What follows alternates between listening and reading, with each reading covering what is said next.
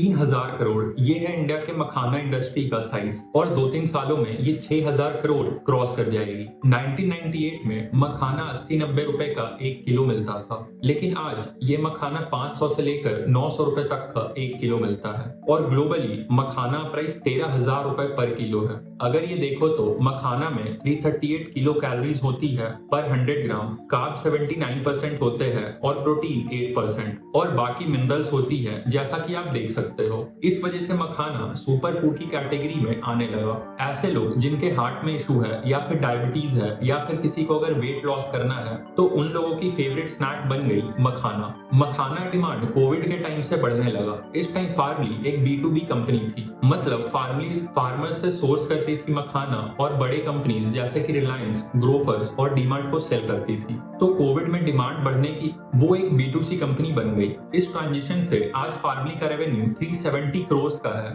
तो आज के इस वीडियो में फार्मली का यही बिजनेस ब्रेकडाउन करते हैं।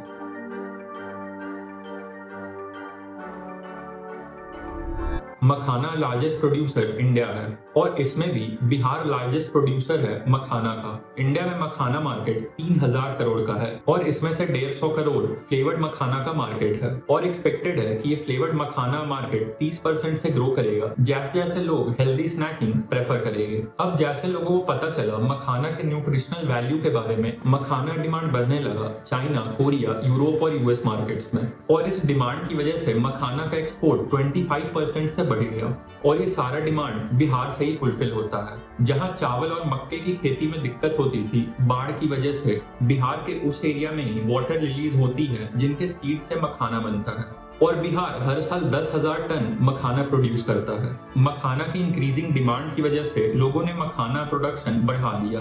जैसे ही ग्राफ देखो तो 2012-13 में जो लोग लगभग 9,000 टन पॉप प्रोडक्शन करते थे, अब ये बढ़कर 23,000 टन हो गया है और सीड प्रोडक्शन भी 20,800 से बढ़कर 56,000 हो गया है और अब मखाना फार्मिंग का एरिया भी बढ़ा दिया है। जैसे ही लोगों को पता चला कि मखाना फार्मिंग से 3 टाइम्स ज्यादा रेवेन्यू होती है विथ रिस्पेक्ट टू राइस की फार्मिंग से, तो लोगों ने मखाना ही फार्मिंग स्टार्ट कर दी और इस वजह से लोगों का प्रॉफिट ऑलमोस्ट 30 टाइम्स बढ़ा है लास्ट 20 इयर्स में। इस फास्ट ग्रोइंग मार्केट को ही देखकर स्टार्ट हुई थी फार्मली। फाउंडर्स ने देखा कि इस मार्केट में कोई ब्रांड नहीं है और सप्लाई चेन में बहुत मिडिलमैन है और लोग अच्छा प्रोडक्ट भी नहीं बेच रहे हैं। तो फाउंडर ने पहले 3 साल एक B2B मॉडल में काम किया, मतलब वो मखाना सोर्स करते थे और बड़ी कंपनीज जैसे कि रिलायंस, डीमार्ट और ग्रोफर्स को बेचते थे। इस मॉडल में फार्मली ने मिडिलमैन को हटा दिया। फार्मली डायरेक्टली मखाना फार्मर से लेती थी, फिर उसे अपने मैन्युफैक्चरिंग यूनिट में प्रोसेस करके आगे बड़ी कंपनीज जैसे कि रिलायंस और डीमार्ट को बेचती थी। इस वजह से फार्मली ने एक अच्छा सप्लाई चेन बना लिया और फार्मर्स के साथ एक ट्रस्ट बिल्ड कर लिया जहां से वो अच्छे प्रोडक्ट सोर्स कर सकते थे।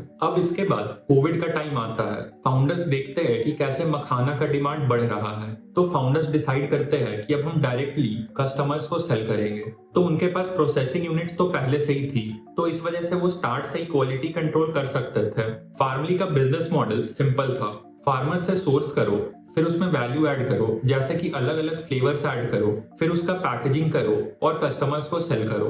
फार्मली ने बेसिकली 2 स्ट्रैटेजी पर फोकस किया, एजुकेटिंग कस्टमर्स और दूसरा प्रोडक्ट। फार्मली ने कंटेंट के थ्रू कस्टमर्स को एजुकेट किया कि why healthy snacking is important और लोग मखाना में कैसे एडल्ट्रेशन कर रहे हैं। तो इस वजह से ब्रांड ने कनेक्शन बिल्ड कर लिया अपने कस्टमर्स के साथ। और दूसरी स्ट्रैटेजी थी प्रोडक्ट। फार्मली ने अपने प्रोसेसिंग यूनिट्स ऐसे जगह पर ही सेटअप किया जहां से वो डायरेक्टली फार्मर से सोर्स कर सकते थे। इस वजह से फार्मली ने अपने प्रोडक्ट का एक कंसिस्टेंट क्वालिटी मेंटेन किया जिससे कस्टमर्स को उनके प्रोडक्ट्स पसंद आने लगे। अब फार्मली ने ड्राई फ्रूट्स और नट्स कैटेगरी में भी एक्सपैंड कर लिया है, लेकिन रेवेन्यू में मेजर कंट्रीब्यूशन मखाना के सेल से ही होता है और फार्मली अपना majority of sales online channels के थ्रू करती है जो कि 80% ऑफ द सेल्स है और बाकी 20% ऑफलाइन चैनल से करती है। मेजॉरिटी ऑफ सेल्स ऑनलाइन होने की वजह से फार्मली अपने प्रोडक्ट्स पूरे इंडिया में ही सेल करती है, जिस वजह से फाउंडर्स ने राहुल द्रविड़ को अपने प्रमोशन के लिए चूज किया, क्योंकि क्रिकेट एक ऐसा स्पोर्ट है जो कि नॉर्थ इंडिया और साउथ इंडिया को कनेक्ट करता है। अब रेवेन्यू की बात करें तो मुझे इसका ज्यादा डेटा मिला नहीं, बट एक इंटरव्यू के अकॉर्डिंग फार्मली ने FY23 में 215 करोड़ का रेवेन्यू किया था और FY24 में ये बढ़कर 370 करोड़ का हो गया। फार्मली एक बड़ी ब्रांड बन सकती है क्योंकि फार्मली ने सप्लाई चेन क्रैक कर लिया है, जिससे वो एक कंसिस्टेंट क्वालिटी मेंटेन कर सकते हैं। और जैसे जैसे इंडिया में क्विक कॉमर्स का पेनिट्रेशन बढ़ेगा और नए यूजर आएंगे, फार्मली उन यूजर्स को अपने कस्टमर्स में कन्वर्ट कर सकती है। आज के एपिसोड के लिए इतना ही। अगर ये वीडियो पसंद आई तो लाइक कर देना और सब्सक्राइब करना मत भूलना। मिलते हैं फिर नेक्स्ट वीडियो में।